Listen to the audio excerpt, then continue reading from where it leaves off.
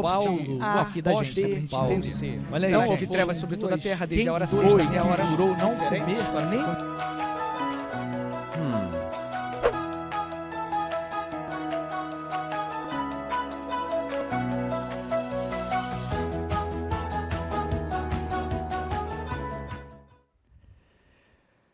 Paz e esperança em Cristo para você, para toda a sua família. Estamos aqui voltando com a nossa escola bíblica Esperança, gente. Seja bem-vindo, prazer em te ver aqui.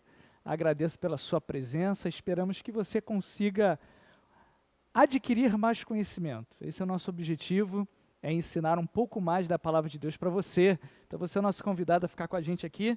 Sempre quando eu puder trazer alguma coisa para vocês poderem ver. Esses são materiais que pode te ajudar a crescer no conhecimento da palavra de Deus. Então aqui você tem, não estou ganhando nada com isso. Esse aqui é um livro que fala sobre a interpretação do texto bíblico, né? Fala um pouco sobre hermenêutica. E esse aqui é quem na Bíblia Sagrada.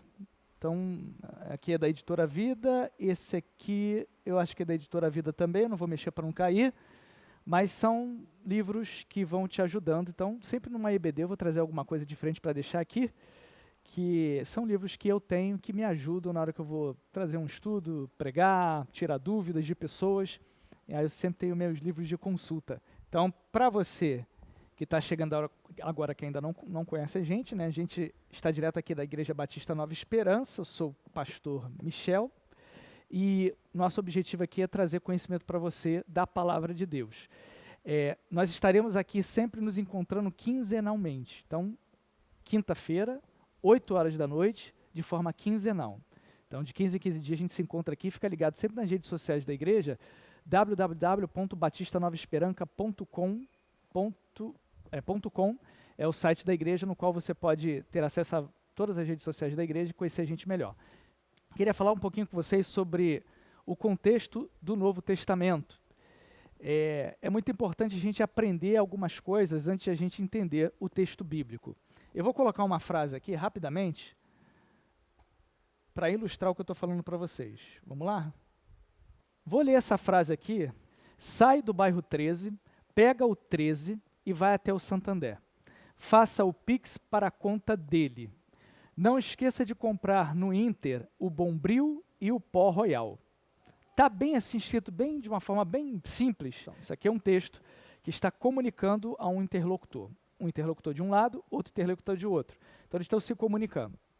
Por que eu coloquei essa frase aqui que provavelmente é toda sem sentido para muitas pessoas que estão assistindo a gente? Quando você olha, por exemplo, para essa frase, quem é do contexto da Vila Cruzeiro, onde a igreja aqui está inserida, Batista Nova Esperança, vai entender o que eu estou querendo dizer aqui. Agora, quem é de um outro bairro vai ter uma certa dificuldade. Quem é de outro estado vai ter um nível maior de dificuldade. Quem é de outro país talvez tenha uma dificuldade enorme de entender. E assim vai. Quanto mais você se distancia do local onde a mensagem está sendo informada, mais dificuldade você vai ter de entender o conteúdo daquela mensagem. Por exemplo, sai do bairro 13. Bairro 13 é um nome dado ao centro da Vila Cruzeiro, aqui o local bem central da Vila Cruzeiro, que é aqui do lado da igreja. Pega o 13. Pegar é uma gíria do carioca para tomar um ônibus. Algumas pessoas conhecem como tomar um ônibus. Por isso que eu falei que dependendo do estado, vai ter uma certa dificuldade também. Se você é de outro país, então você não vai entender nada, porque o contexto é bem diferente. Pega o 13 é um ônibus, 313. É um ônibus que vem aqui, vai daqui da Penha para a Praça Tiradentes, no centro do Rio. Então, 313. Vai até o Santander. Santander é um banco aqui no Brasil. Faça o Pix para a conta dele. Dele é um sujeito oculto, não se sabe quem é, uma pessoa. E o Pix é uma transferência, acredito eu que seja exclusiva aqui do Brasil, não tem isso lá fora. É uma transferência bancária. Então tem que ter conhecimento de Brasil para entender o que é o Pix. Não esqueça de comprar no Inter. Inter é um supermercado. É um local onde compra. É como se fosse o Walmart, né, de alguns locais, o Carrefour de outros lugares. Então o Inter é um supermercado aqui do Rio de Janeiro. Não esqueça de comprar no Inter o Bombril e o Pó Royal. A maioria das pessoas conhecem o produto pela marca. Bombril é palha de aço, é aquele negócio de limpar a louça. E pó royal é aquele fermento em pó, que é conhecido como pó royal. Então você vê que quando a gente tem um conhecimento de mundo sobre o assunto, fica mais fácil de entender a mensagem. Eu ilustrei isso porque nós estamos falando aqui sobre o contexto do Novo Testamento, que para você entender o contexto do Novo Testamento, você precisa entender o que está ao redor da história, do texto bíblico, o contexto cultural, social, ético, enfim, para que você possa entender o versículo bíblico. A gente entende que se você pega o texto bíblico e você não sabe o que está acontecendo ao redor, você vai ter mais dificuldade, principalmente se você usar Bíblias clássicas e não tiver nenhum tipo de ferramenta que te ajude a entender. Então, quando a gente colocou essa frase aqui, foi exatamente para ilustrar isso. Quanto mais distante você está daquela realidade, mais difícil você fica para entender, mais difícil fica você entender o que aquela mensagem quer dizer. Tá bom? Então vamos lá. O que a gente vai conhecer, o que a gente vai aprender? Os idiomas, o ambiente político. Você precisa entender que o mundo do Novo Testamento é muito diferente do Antigo Testamento. O Antigo Testamento, o Novo Testamento agora, ele está sob uma nova ótica, sob uma nova realidade. Então muitas pessoas às vezes leem o Novo Testamento achando que está tentando interpretar pelo Antigo, e não é assim. Então, no Antigo Testamento, os grandes inimigos de Israel, um dos grandes inimigos de Israel, eram, por exemplo, os deuses daquela época, dos povos vizinhos, que poderiam, de alguma forma, contaminar o povo de Deus, afastar o povo de Deus, fazer com que eles idolatrassem, Deus se afastasse deles por conta do pecado. Agora, no Novo Testamento, o grande perigo é o que nós chamamos de helenismo. Helenismo seria a cultura grega, heleno, é a forma como os gregos se chamavam, se denominavam, helenos. Então, quando a gente fala helenismo, é mesmo como se estivesse falando greguismo, digamos assim, que não existe greguismo, né? Mas helenismo. Então, é a cultura grega. Então, o grande perigo do povo de Deus no Novo Testamento é o helenismo, é a cultura e a influência grega no dia a dia deles. Quais seriam os idiomas falados na época do Novo Testamento? 4 línguas eram faladas naquela época. Então, uma delas é o latim, era a língua do Império Romano. Eles não falavam italiano naquela época, tá, gente? Só depois que o italiano surgiu, bem depois. Então, naquela época, eles falavam o latim. Então, os soldados romanos, os romanos, o Império Romano falava latim. Então, era uma língua importante ali em Israel naquela época. O grego era a língua culta da época. Era como se fosse o inglês nos dias de hoje. Era uma língua das comunicações internacionais, do comércio, e era a língua que, assim, os pobres pouco falavam. Então, era a língua que norteava as comunicações, a língua que norteava o comércio daquela época. Também era muito importante ali na região do Oriente Médio. Temos outras 2 línguas também que eram faladas. Tínhamos o hebraico, que era a língua mãe dos judeus, só que no momento do Novo Testamento, ela era mais falada dentro do templo, dentro dos momentos do culto religioso, né, dentro do momento sagrado deles na leitura da Torá. A Torá é o Pentateuco nosso, os 5 primeiros livros da Bíblia, a Tanakh, o Antigo Testamento inteiro. Então era no momento ali do culto. Era falado mais ali na leitura, na liturgia de culto. Pouco se falava na comunicação entre as pessoas. Exatamente porque o aramaico ele dominou o popular. Eles herdaram isso dos 70 anos da Babilônia. Lembra que no Antigo Testamento o povo de Deus ele ficou ali na Babilônia por 70 anos? Então os babilônicos, os assírios, eles falavam o aramaico e essa língua se misturou. Alguns, para comparar, dizem que é como se fosse o português, o aramaico e o hebraico é como se fossem o português e o espanhol. Tem muitas diferenças, mas só para a gente ter uma noção. O aramaico então era o mais popular. Jesus falava, obviamente, aramaico, falava hebraico. Alguns dizem que ele poderia falar grego também, mas hebraico e aramaico provavelmente ele falava, que ele era um rabino, né, um rabi, né, um mestre, ele ensinava. Então ele tinha a cultura, ele sabia falar a língua mãe dos judeus. E o aramaico era a língua popular lá naquele tempo. Uma curiosidade é que quando Jesus foi crucificado, Pilatos deu uma ordem para que fosse escrito numa tabuleta em cima da cabeça de Jesus ali no topo da cruz, Jesus o Nazareno, rei dos judeus, e foi escrito em hebraico, grego e latim. Só não foi escrito em aramaico. Mais uma menção das línguas daquela época que eram faladas ali, que estavam dentro do contexto do Novo Testamento. Eu trouxe aqui um áudio do Pai Nosso, falado nas 3 línguas, para você poder entender um pouquinho, ter o gostinho de como que era a língua daquela época.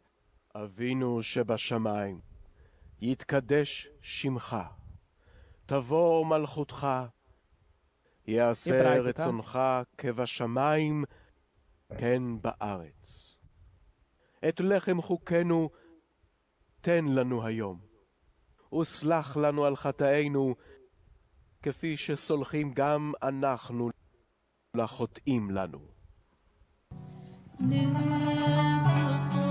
Agora o aramaico cantado. Pai Nosso em hebraico, agora o Pai Nosso em aramaico.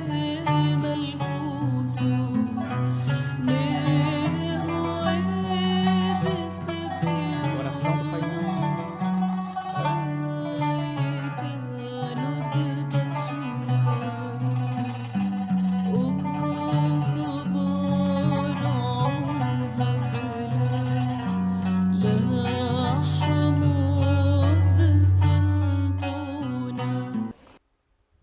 Agora o Pai Nosso em grego, gente, em grego.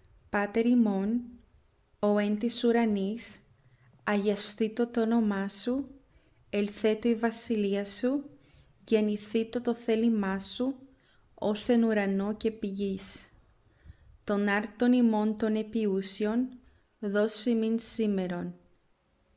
Agora o Pai Nosso Pater em noster, latim, qui es in celis, a língua dos soldados do sanctificetur Império nomen Romano. tuum, adveniat regnum tuum, fiat voluntas tua, sicut in cielo et in terra. Panem nostrum quotidianum da nobis hodie. Bem diferente, né? Era um mix de línguas que se falava naquela época, a comunicação daquela época. Então, assim você consegue entender algumas coisas daquele contexto do Novo Testamento. Então a gente aprendeu um pouquinho aqui sobre as línguas dos idiomas que eram falados naquela época. Agora, o ambiente político. Qual era o ambiente que norteava a época do Novo Testamento? Isso é importante a gente aprender para poder entender muita coisa, muito conflito que existiu ali, por exemplo, na época de Jesus e um pouquinho mais para frente. Se a gente não aprende esse momento da história, se a gente não entende esse universo, a gente vai ter dificuldade para entender alguns assuntos, alguns temas, algumas personagens ali da história bíblica. Vocês sabem pelo Antigo Testamento que grandes impérios dominaram o mundo e a região do Oriente Médio, ali onde Israel está situado. Separei aqui os principais: Egito, Assíria, Babilônia, Medo e Persas. São os impérios assim bem conhecidos da história bíblica que dominaram principalmente ali a região onde Israel está inserido. Você sabe que da passagem do Antigo Testamento para o Novo Testamento houve um período ali de 4 séculos, mais ou menos. É o que a gente chama de período intertestamentário ou período interbíblico. Muita coisa aconteceu naquele período ali. A Bíblia não relata, obviamente, porque houve um silêncio profético. Você vai com a Bíblia no Antigo Testamento até Malaquias, depois dá um salto para Mateus. Muitas pessoas nas Bíblias antigas reparavam que tinham 4 folhas em branco. Era proposital aquilo. Hoje tem a sustentabilidade, provavelmente, dinheiro. O pessoal tirou isso. Mas antigamente era interessante porque entre Malaquias e Mateus tinham 4 folhas. Era um símbolo dos 4 séculos de silêncio. Hoje dificilmente você vê isso nas Bíblias. Mas é para dar um vislumbre do que aconteceu ali naquele período ali. Então a gente vai aprender um pouquinho do que aconteceu nesse período para a gente poder entender esse barril de pólvora, ilustrativamente falando, que era aquele contexto político do Novo Testamento. O Império Persa, ele saiu, né, ali em Malaquias, ele saiu do vislumbre da história e entrou um outro império, que eram os gregos. E o grande líder do Império Grego era Alexandre o Grande. O cara morreu jovem, acho que morreu com 33 anos, governou, se não me falha a memória, 10 anos. Passou muito rápido o governo dele, mas ele conseguiu influenciar de uma forma tremenda o mundo. A cultura helênica grega, ela influenciou e até hoje influencia. A nossa língua portuguesa é influenciada, o nosso meio ocidental de viver foi muito influenciado pela cultura grega. A nossa forma de ler. Você pega uma Bíblia hebraica, os livros orientais, eles são lidos sempre da direita para a esquerda. Nós lemos da esquerda para a direita. Isso já é uma influência ocidental ou, digamos assim, muito grande do helenismo. A nossa forma de pensar, muito influenciada pelos grandes sábios, Aristóteles, Sócrates, Platão e por aí vai, a nossa forma de estudar e tudo mais. Então fomos muito influenciados. Naquela época, mesma coisa. Acabou ali o Império Persa, muitos anos depois do livro de Malaquias, e aí um grande império começa a dominar, é o Império do Alexandre o Grande. Deixa eu aumentar aqui para você ler um pouquinho comigo aqui, ó. Foi de 333 a 23, ele não queria apenas conquistar o mundo, mas influenciar o mundo inteiro com a sua cultura, do seu império. E ele conseguiu, mesmo morrendo cedo, seu reino sendo dividido, seu império sendo dividido, a influência, ela foi fato. O próprio Império Romano, depois que veio, ele absorveu o que existiu ali, o que permaneceu do Império Grego, mas a própria influência grega já estava ali contida. Depois da morte do Alexandre, gente, envenenado ou se embebedou, enfim, ninguém sabe direito o que aconteceu, o seu reino foi dividido aí entre seus 4 grandes generais. Ptolomeu ficou com a parte do Egito, Lisímaco com a parte da península da Anatólia e da Trácia, ali mais próxima ali da Europa, Cassandro ficou com a Macedônia e a própria Grécia, e Seleuco, repara bem esse Seleuco aí, ó, marca bem ele, porque ele herdou os territórios da Mesopotâmia e do Império Persa. Israel estava contido nisso aí. O Seleuco e a dinastia dos Seleucidas ficou ali mais ao norte de Israel. Você vai ver que ele vai fazer parte da história de Israel nesse sentido. Então era uma influência grega ali próximo de Israel. Foram dinastias de soberanos absolutistas, eles mandavam em tudo, eles que faziam as regras, eles enfraqueceram aquela unidade que era mantida na época do Alexandre. E aos poucos eles foram perdendo espaço para o domínio romano. Isso para você entender um pouquinho desse momento ali, depois de Malaquias. Malaquias termina com os persas, lá para frente, dentro do silêncio dos 4 séculos, os gregos começam a dominar os persas e por aí vai. Esse aí é um mapa, gente. Não confunda o azul do mar com o azul do governo do Ptolomeu. Isso aqui é um mapa mostrando um pouco aí da divisão do Império Grego no mundo. Então você vê o amarelinho ali, que é o amarelinho que foi passado para o Seleuco. Você vê que Israel está naquele quadrado que eu fiz ali bem no meio. Você vai perceber que tem partes azuis, mas a grande parte mais é amarela. Então o Seleuco ele absorveu, ele herdou, melhor dizendo, os domínios dos persas e a parte da Mesopotâmia. Essas partes azuis com texto branco são mares. Então não confunda com a parte dominada pelo Ptolomeu, que é essa parte azul mais abaixo ali, pegou o Egito, né? Aquela parte mais abaixo ali. Então para você entender os domínios de Alexandre. Aqui uma tabela para você entender um pouquinho em números. O Império Persa de 430 a 331. Você sabe que o livro de Malaquias foi escrito mais ou menos dentro desse período aí, no meio mais ou menos. Depois o Império Grego, já no silêncio ali, depois de Malaquias, o Império Grego dominou ali de 331 a 167. Marca esse ano 167 aí, que você vai perceber que tem a ver com o povo de Israel. Aí entrou um império estranho, esse é um império, Michel, período Macabeu. Negócio é esse? Foi mais ou menos quase 100 anos ali, mais ou menos ali 100 anos. Período Macabeu ou Asmoneu, de 167 a 63. A gente vai falar um pouquinho sobre isso aí. É um período de reinos judeus.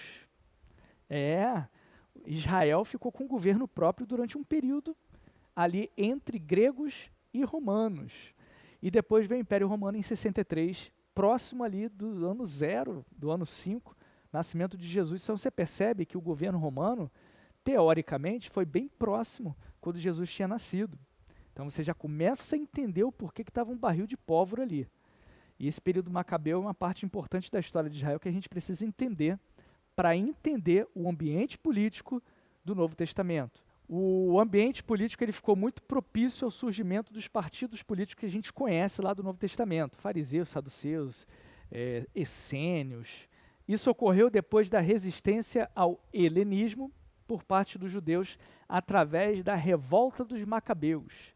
Aconteceu no período da dinastia Seleucida. Lembra do Seleuco? É a influência grega. A dinastia dos Seleucidas. O rei que dominava os Seleucidas ali ao norte de Israel, na região da Síria, era um chamado Antíoco Epifânio. Epifânio é como se fosse Faraó, como se fosse César.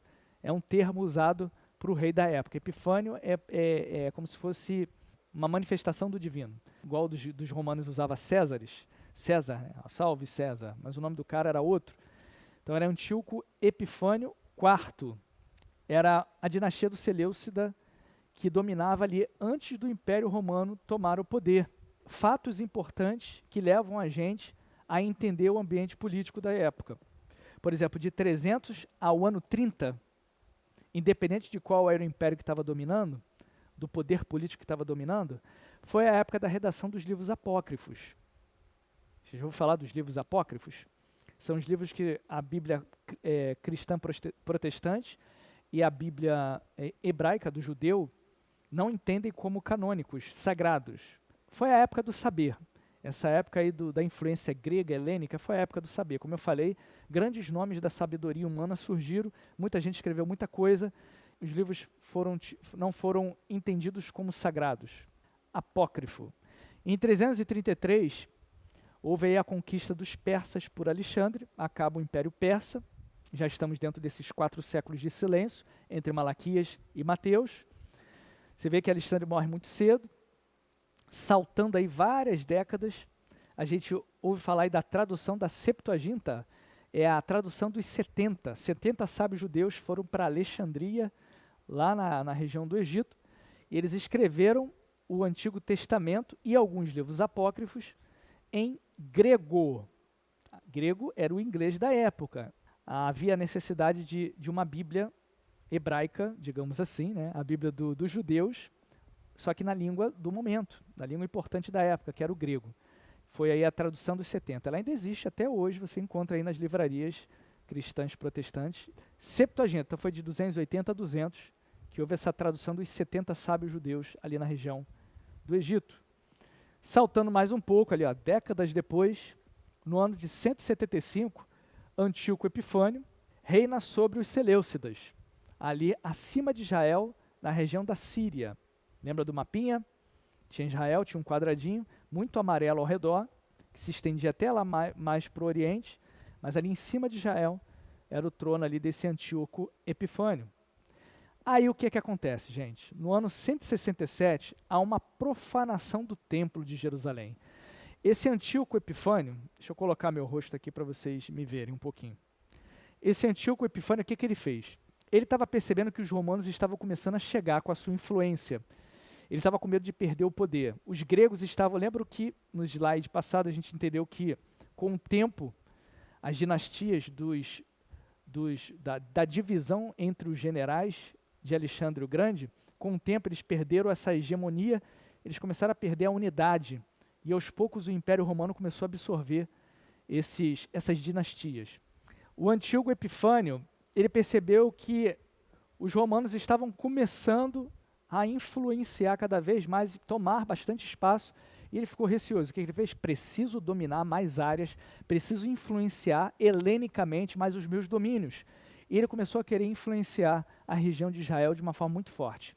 É dito que Antíoco Epifânio chegou a construir uma estátua de Zeus no espaço do templo e, para piorar tudo, ele profanou o culto sagrado judaico ao sacrificar ou apresentar holocaustos de animal impuro, alguns dizem javali, outros porco, no altar do templo de Jerusalém. E aí o negócio salgou.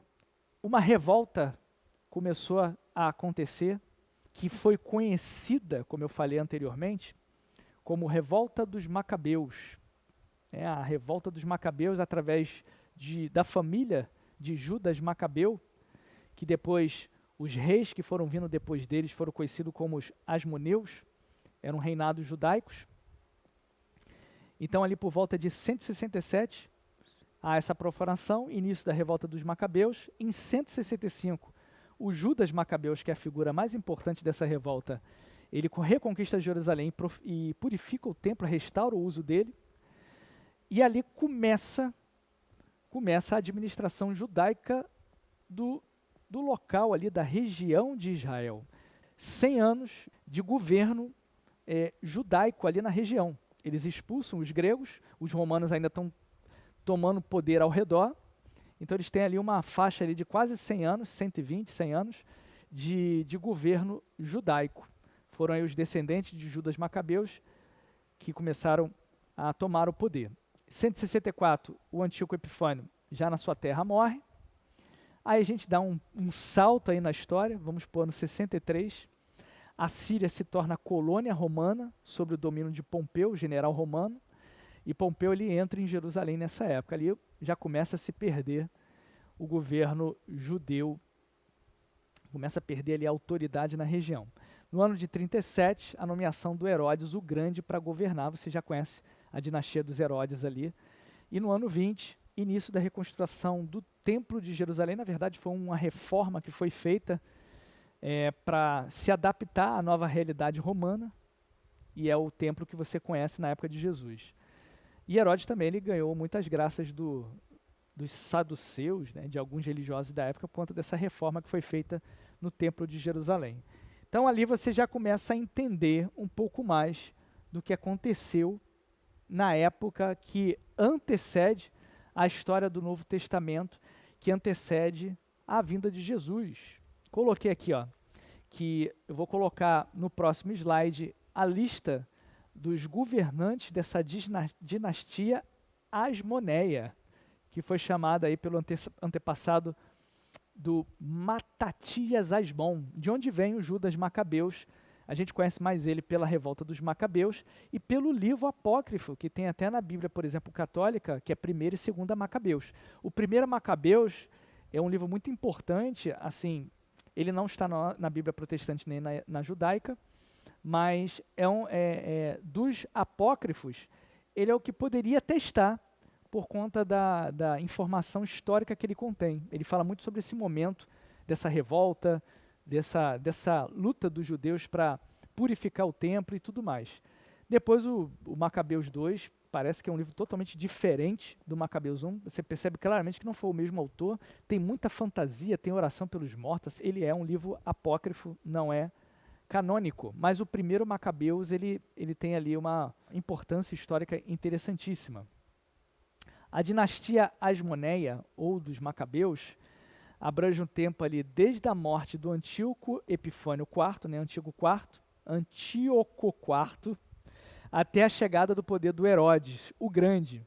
Aí tem um tempo aí de mais ou menos 120 anos, mais ali de governos sem influência romana, mais ou menos 100 anos. Mas aí até o Herodes tomar o poder, 120 anos.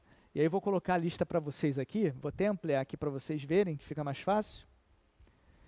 E vocês vão conseguir entender um pouquinho mais ali um paralelo entre os reis da descendência ali dos Judas Macabeus, né, e dos Asmoneus, e dos Seleucidas, que é da descendência ali do Seleuco, que foi um dos generais romanos, generais gregos do Alexandre o Grande. Então a gente vai focar aqui só nos Asmoneus aqui do lado esquerdo. Judas Macabeus, logo que ele purificou, expulsou o Antíoco Epifânio, e ele fica ali no poder pouco tempo, mas fica. Depois Jonatas fica no poder de 160 a 142, Simão de 142 a 134. Esse João Hircano aqui, marca bem ele, que é importante na história dos fariseus. Ele é importante para a gente entender. João Hircano. Aristóbulo I, depois vem Alexandre Janeu, depois vem uma mulher, gente, a única mulher dessa história aí, Salomé Alexandra, ela é importante também nessa questão dos fariseus. Estou preparando vocês para entender as seitas do Novo Testamento. Aristóbulo II, Hircano II, depois Antígono, aí depois disso aí começam os Herodes. Então, de Asmoneus, de Macabeus, de governos judaicos, são esses aí, no momento da purificação, da tomada, da expulsão da influência grega ali da região de Israel até o domínio romano. É esse período ali de mais ou menos, varia aí de 100 a 120 anos, para vocês poderem entender essa realidade que foi o ambiente político, o ambiente que norteou a época do Novo Testamento, que é o que vocês vão aprender mais ainda, mas por causa do nosso tempo que acabou, infelizmente acabou, somente na próxima aula. Não deu para falar sobre os saduceus, fariseus, essênios e companhia, por conta aí do nosso tempo. Mas fica aqui uma pincelada dessa parte da língua que dominava na época, os idiomas, e um pouquinho desse contexto político que antecede o início ali das grandes seitas que começaram a surgir nesse período aí dos macabeus ali, dos governos judaicos, na expulsão ali dos gregos, e no intervalo, antes dos romanos tomarem o poder, ficou aquela lacuna ali muita coisa começou a acontecer, revoltas, disputas de poder, muita coisa estranha que começou a acontecer ali, e isso deu margem para o barril de pólvora do Novo Testamento, que a gente percebe no momento que a gente começa a ler as páginas ali dos evangelhos sinóticos, Mateus, Marcos, Lucas, João, e ali a história da igreja em Atos, e ali segue, tá bom? Mas antes de nós encerrarmos, a gente precisa aprender um pouquinho mais através das perguntas e respostas que a gente sempre guarda para vocês aqui. Então, é importante a gente aprender. Vamos lá, gente, rapidinho?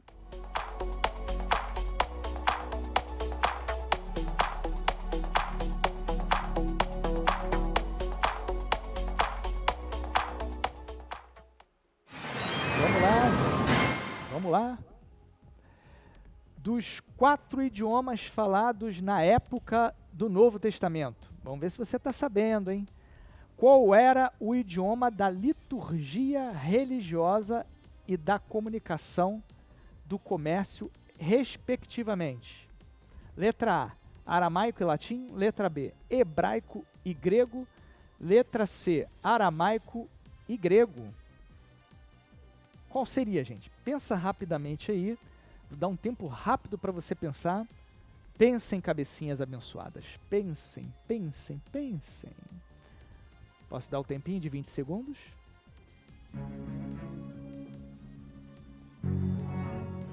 20 segundos. 20 segundos. Aramaico e latim, hebraico e grego ou aramaico e grego? Bem, acabou o tempo.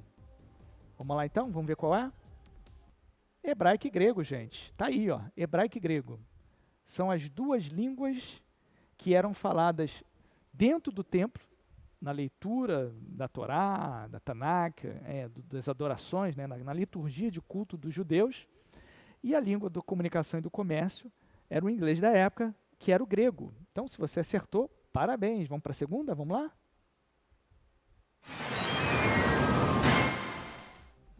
Em quais idiomas estava escrito a frase da cruz de Cristo?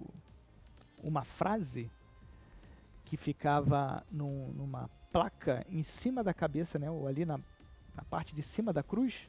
A frase era Jesus, o Nazareno, né, rei dos judeus. Ela estava escrito letra A em aramaico, latim e grego, letra B, aramaico, grego e hebraico, ou letra C, hebraico, latim e grego. Em qual dessas três aí estava escrito, gente? Pensem, pensem, pensem. Vou dar o tempinho aqui, ó, 20 segundos. Jogo rápido, hein? Será que era aramaico, latim e grego? Será que era aramaico, grego e hebraico? Ou era hebraico, latim e grego? Em quais idiomas estava escrito a frase na cruz de Cristo? Bem, acabou o tempo. A, B ou C? Letra C, gente. Parabéns aí se você acertou. Hebraico, latim e grego. Não confunda porque não tinha aramaico naquela tabuleta em cima da cruz de Cristo. Vamos para a terceira pergunta. Qual império dominava no término do Antigo Testamento e qual dominava na época do Novo Testamento? Qual império dominava no término do Antigo Testamento? Qual império que estava ali dominando quando acaba Malaquias? E qual era o império que dominava quando começava Mateus? Mole, mole, hein, gente? Persa e romano, letra A. Letra B, grego e romano. Letra C, asmoneu e grego. Qual será? Qual será? Qual será? Pensem, cabeças. Pensem, pensem, pensem. Acabou o tempo. Letra A, B ou C? Letra A, gente. Persa e romano. Terminou o Antigo Testamento com os persas dominando, começou o Novo Testamento com os romanos. Essa história que eu contei para vocês aqui do ambiente político era naqueles 400 anos de silêncio, hein? Vamos lá. Vamos para a próxima pergunta. O Império Grego foi dividido entre os 4 generais de Alexandre. Qual foi a dinastia mais influente na região de Israel próximo do Novo Testamento? Qual era, gente? Qual era a dinastia mais influente na região de Israel próximo do Novo Testamento? Falei muito aqui, hein? Lembra do rei, gente. Lembra do rei. Lembra do rei que sacrificou, né, algo impuro no templo de Jerusalém, que causou a revolta dos macabeus. Esse rei era de qual dinastia? Veio de qual general de Alexandre? Pensa aí, ó, 20 segundos. Foi Ptolomeu, foi Lisímaco ou foi Seleuco? A, B ou C? Mole, mole, hein, gente? Mole, mole.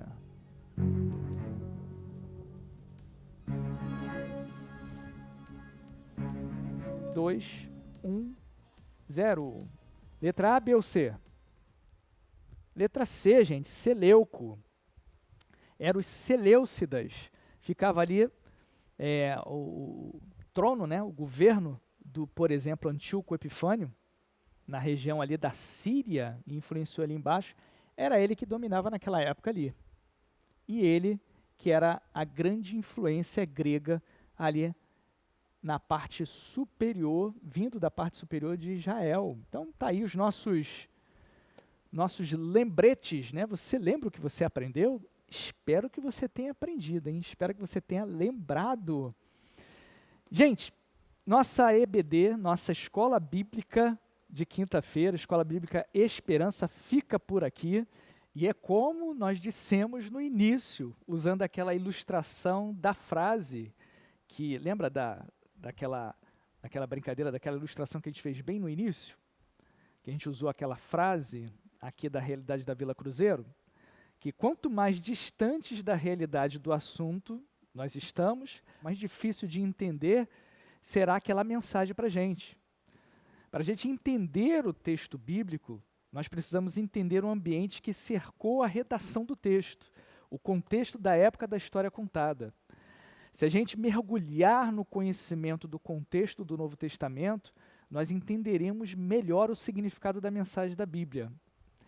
E uma das lições espirituais que nós aprendemos com o que nós estudamos hoje é que nós vimos que a vaidade, a arrogância, a busca insaciável pelo poder tem consequências graves, gente.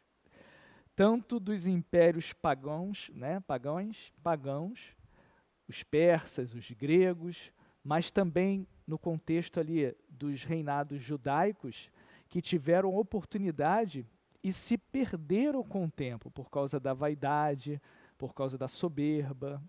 Lembra da época dos macabeus e dos asmoneus? A vaidade, as brigas internas culminaram num ambiente de brigas, de disputas, que são um clima da época do Novo Testamento. Eles deixaram todo ali um ambiente preparado, negativamente falando, para a realidade que a gente vê ali a partir do livro de Mateus. E uma curiosidade interessante é que até hoje os judeus celebram aquela purificação do templo que Judas Macabeus fez, quando expulsou os gregos ali, os seleucidas da área, e eles restauraram o culto do templo, purificaram o templo. Até hoje os judeus celebram aquela data, aquele dia, com a festa do Hanukkah, a festa das luzes. Você que é crente de Jesus, continue estudando a palavra de Deus, nunca abandone o estudo da palavra, continue estudando com a gente. Espero que alguma coisa tenha ficado na sua cabeça. Vou voltar com algumas perguntas na próxima aula. E a gente vai falar um pouquinho sobre essas seitas e partidos que surgiram nesse tempo aí de Jesus, que se juntaram para crucificar Jesus, se juntaram para armar um cerco ali contra Jesus. E a gente vai entender um pouquinho mais sobre eles e sobre o ambiente deles, porque isso não acabou, muita coisa ainda aconteceu. Então espero vocês na próxima aqui, quinzenal, quintas-feiras, às 20 horas, tá bom?